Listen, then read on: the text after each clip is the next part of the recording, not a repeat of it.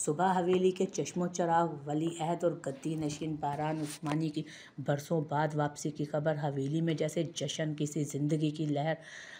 जश्न और ज़िंदगी की लहर बनकर दौड़ी थी।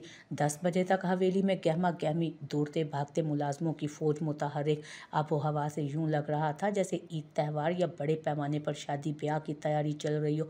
नाजमा बेगम ने फ़ौरन गांव से मुंह मांगी कीमत में काले बकरे लेकर आने के लिए मुलाजिम दौड़ा दिए और जब तक बकरे आ नहीं जाते बारान को कमरे से बाहर कदम रखने की इजाज़त नहीं थी।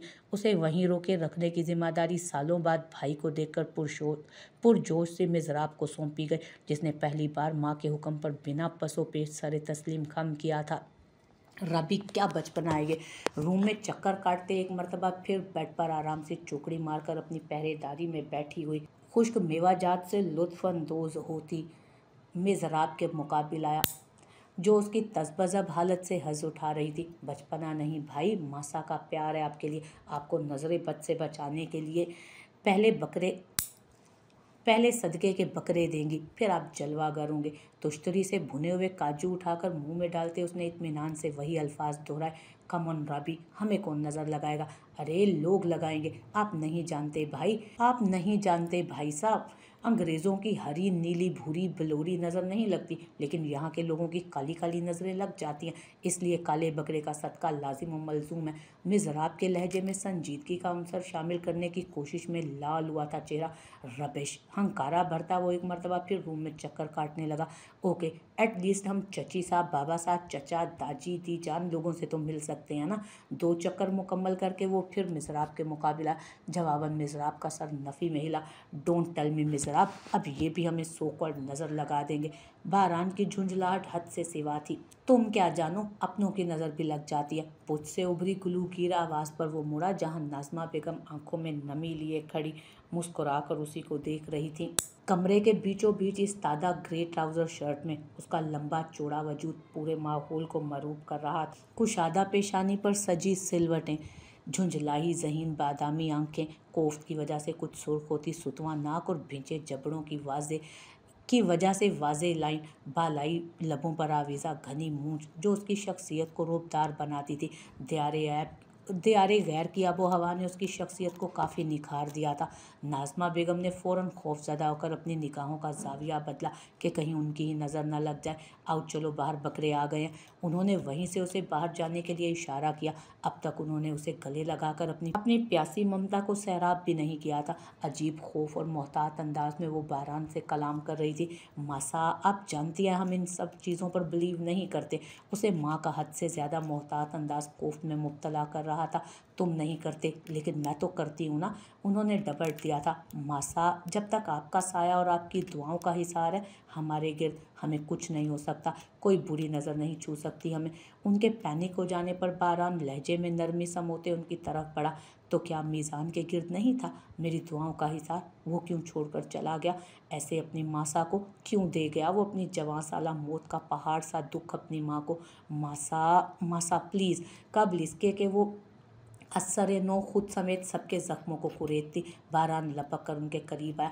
आप जैसा चाहेंगी वैसा ही होगा। चले, कहाँ हैं आपके काले बकरे? उतरवा लेते हैं नज़र वगैरह उनसे। उन्हें हिसार में लेता वो गमो अलम के बादल को अपनी हशाश बशाश अंदाज में रफ़ा दफ़ा कर चुका था, जिस पर मिज़राब ने शुक्र का कलमा पड़ा था। वरना दिलावर के निकाह के बाद से तो हमा वक्त अजीब सोगवार सी फिजा छाई रहने लगी थी, जो वो इस मौके पर कतई नहीं चाहती थी। वो बारान को अपने साथ लिए हवेली के पिछले दरवाजे से उकबी लॉन में गई, जहाँ पर 4 खड़े मोटे ताज़े काले बकरों पर बारान ने ना चाहते हुए भी फ़कत माँ की तसल्ली के लिए हाथ फेरे थे। वरना वो कतई भी इन रिवायात और खुद साख्ता बनाए गए अजीबो गरीब एकानो अकीदे के सख्त खिलाफ था। शायद इसलिए कि वो छोटी सी उम्र से बैरून मुल्क रहा था, या शायद इसलिए कि उसकी शख्सियत ही ऐसी थी, बिल्कुल मीज़ान के मुताज़ाद। चेहरा और नकूश में वो जिस कदर मीज़ान से मुमातलत रखता था, मिजाज में दोनों में वैसा ही तज़ाद था। मीज़ान को ये गांव के ख़ानदानी रिवायात, असूल और ज़वाबित, ख़ास तौर पर सियासत के झमेले बेहद पसंद थे, जबकि वो इन चीज़ों से ना सिर्फ दूर भागता था बल्कि सख्त चिढ़ता भी था। मीज़ान की इस चिढ़ से हिस्स उठाने के लिए अक्सर वो कहता था, भाई साहब उस्मानी ख़ानदान के बड़े बेटे हैं, यानी वली अहद, दाजी की गद्दी नशीन। बकौल आपके फरसुदा रिवायात, असूल व कवानीन को आप ही को आगे लेकर चलना है। मीज़ान के शरीर अंदाज पर उसका कोफ्त और बेजारियत से लिपटा जवाब हमेशा कतियत लिए होता था। इन बोसीदा रिवायात की पासदारी या सियासत के दो मुंह के सांप को दूध पिलाना हमारा टाइप नहीं है। आपको पसंद है तो आप ही को मुबारक हो ये सब। उसके जवाब पर मीज़ान कहका लगाता फ़ौरन चीनी रिवायात पर अमल करता, झुककर शरारतन ताज़ीम बजा लाता था उसकी। बहरहाल चलो अब अंदर सब लोगों से मिल लो अब तुम जाकर। नाज़मा बेगम के हल्के से बाजू पर दिए गए थपकी ने उसे माजी की झपकी से बेदार किया। सर झटक कर अस्बात में जुम्बिश देता वो मुड़ने लगा कि यकायक कानों में महजूज कुन कहकहे की आवाज़ आई। वो चौंक कर मुड़ा और उसे यूं लगा जैसे मुलाजिम के साथ जा रहे बकरों के बीच मीज़ान खड़ा उस पर हंस रहा हो कि देखें आज आपने इस एकानो अकीदे की पासदारी कर ही ली। बहरहाल क्या हुआ? नाज़मा बेगम ने पलटकर वापस उसके बाजू को हिलाया तो वो सर झटकता अंदर की सिमत बढ़ा। बड़े से हॉल में सभी उसके मुंतज़िर व मुश्ताक खड़े थे। बेइंतहा मोहब्बत और वालेहानापन से गले लगाते सब ने पुरजोश इस्तकबाल किया था उसका। दी जान तो कितनी ही देर उसे साथ लगाए रही थी। फिर रिजवाना बेगम, रुखसार बेगम और फिर मुलाजमिन ताज़ीमन सलामी पेश करने आए थे। ठीक ठाक भीड़ भाड़ इकट्ठा था। सबका इश्तियाक और इसरार ऐसा था जैसे वो हवेली का बेटा नहीं कहीं का वज़ीर आज़म हो। वैसे भी उसकी हैसियत किसी वज़ीर आज़म से उस वक्त कम नहीं थी। भी किस तरह हो सकती थी? आखिर को वो शहबाज उस्मानी और नाज़मा बेगम जैसे बरसर-ए-इक़्तिदार अशख़ास का फ़ख्रिया सपूत था। एक जानिब खामोश रुखसार की सोच ज़ेर ज़बर होने लगी थी। वो माँ के ज़ोर देने पर यहाँ आई थी, वरना नाज़मा बेगम की फ़जूल ताम झाम में कतई शामिल होना ही नहीं चाहती थी वो। हेलो मेरे बिरागी पिया, तुम्हें भाभी के पल्लू से फुर्सत मिल गया?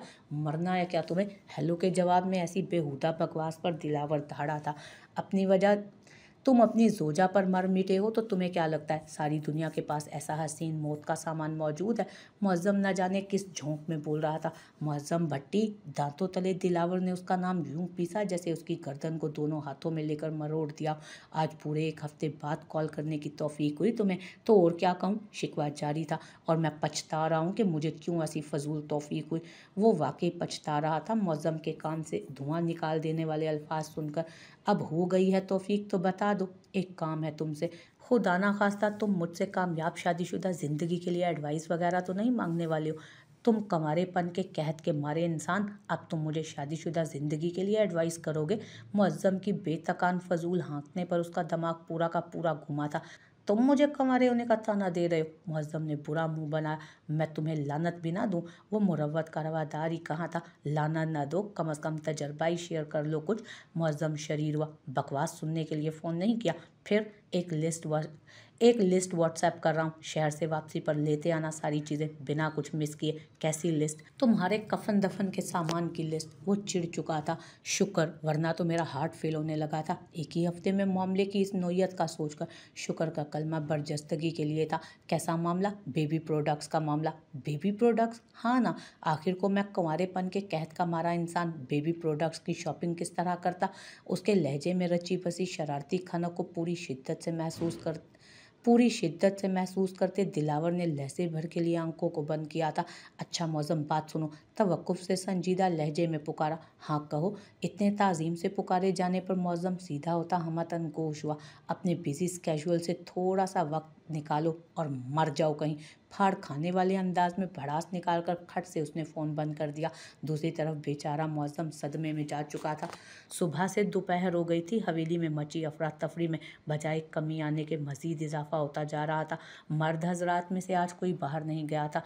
सब हॉल में महफिल जमाए बैठे थे। हमावक्त सपाट तासुरात लिए बस हुक्म सादिर करने वाली नाज़मा बेगम आज बेटे को पहलू में बिठाए बिना बात के मुस्कुराती बार बार निगाहों से बेटे के सदके वारी जा रही थी। कहना गलत ना होगा कि मीज़ान के इंतकाल के बाद आज वो कमोबेश 5 साल बाद मुस्कुरा रही थी। किचन में शाही पकवान का हुक्मनामा भेज दिया गया था, जिसकी क़यादत हस्बे साबिक़ और रिवायत रिज़वाना बेगम के ज़िम्मे था, जिस पर रुखसार तिल मिलाई तो खूब थी, लेकिन गूंगे का गुड़ खा चुके माँ बाप को कुछ समझाना गोया पत्थर से सर टकराना था।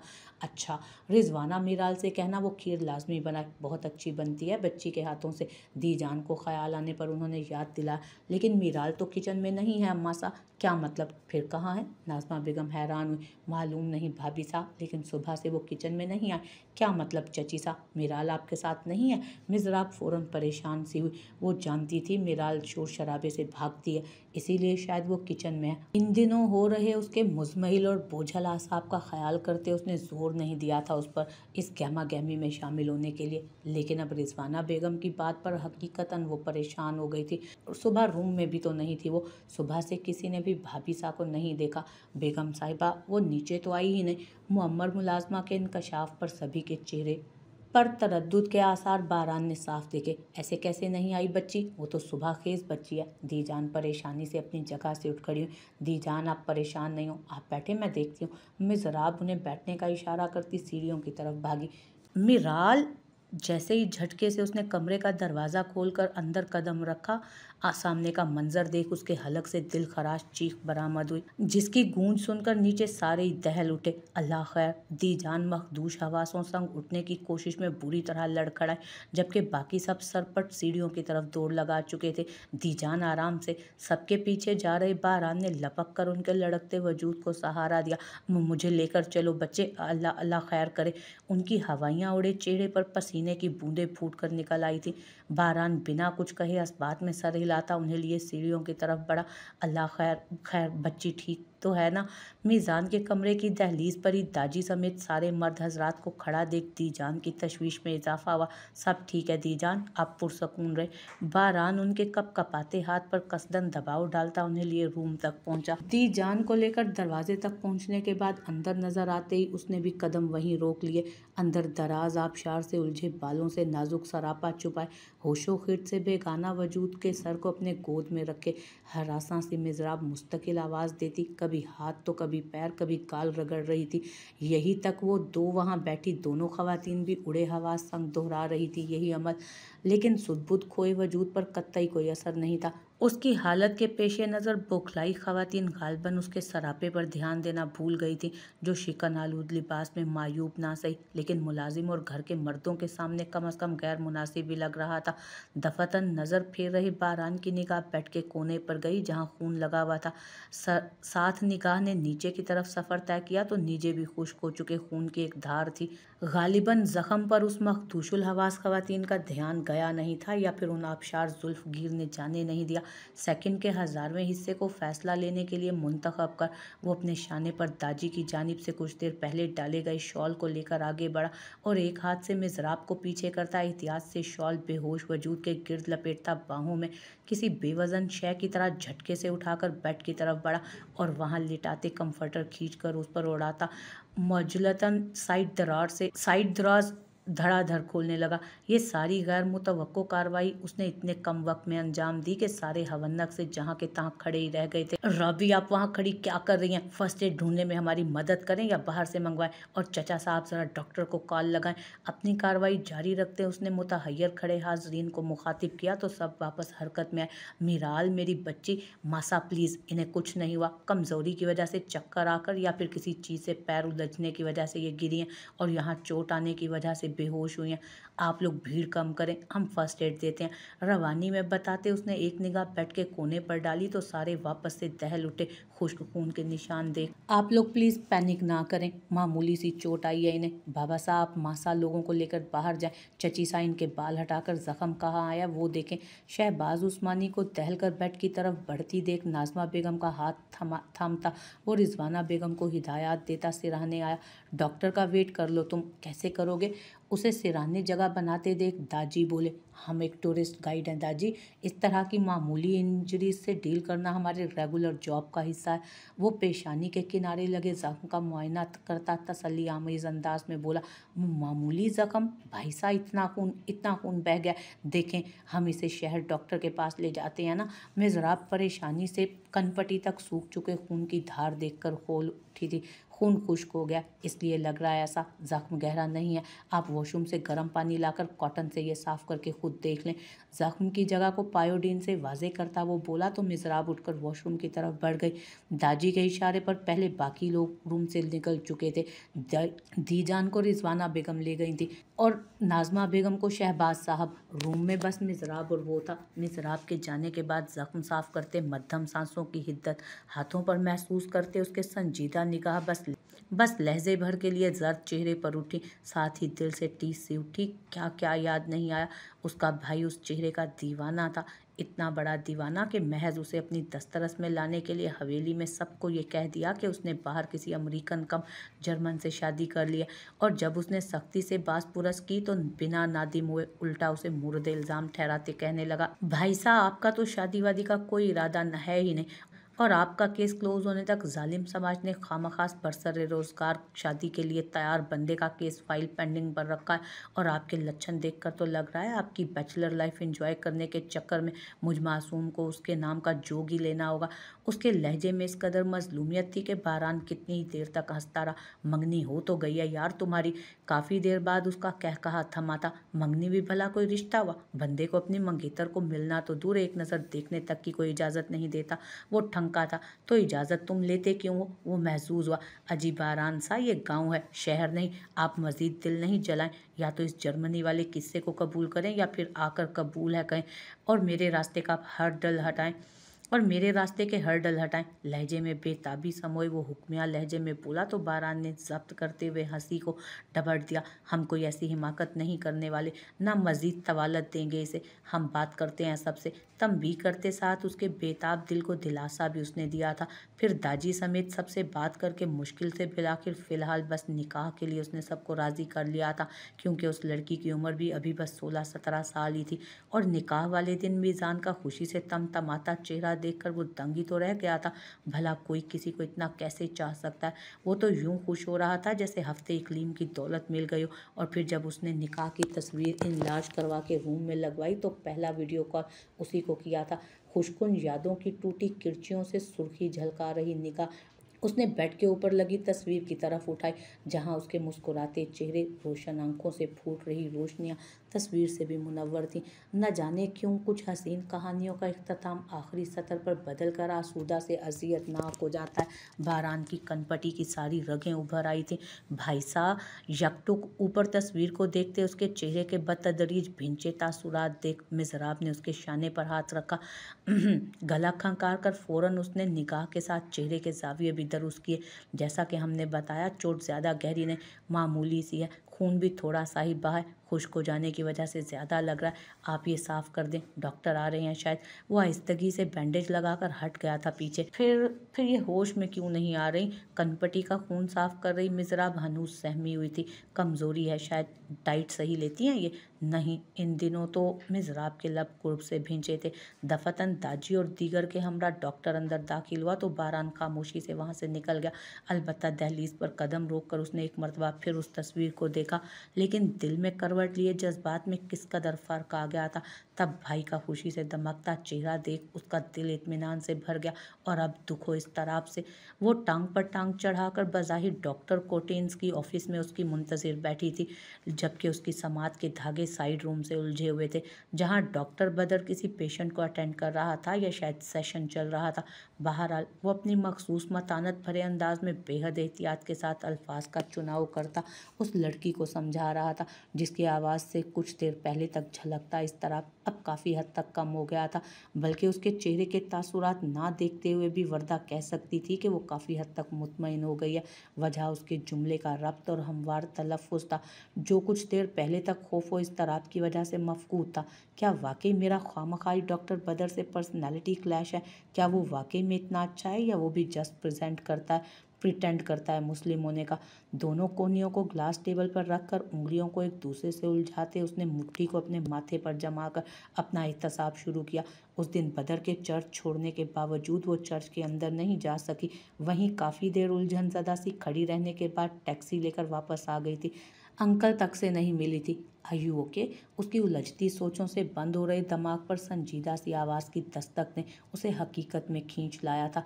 लंबी सांस खींचकर इस बात में सर हिलाती वो डॉक्टर कॉटिन्स की तरफ मुतवज्जो हुई थी, जिन्होंने अपनी सीट संभालते बगौर उसके चेहरे के मुंतशिर तासुरात का जायजा लिया था। Doctor, can I ask you something? सर झटकते उसने डॉक्टर कॉटिन्स की इजाज़त तलब निगाहों से उसकी तरफ देखा। श्योर, जवाबन होली से मुस्कुराते उन्होंने इस बात में सर को जुम्बिश दी थी। शायद उन्हें उसी की तवक्को थी।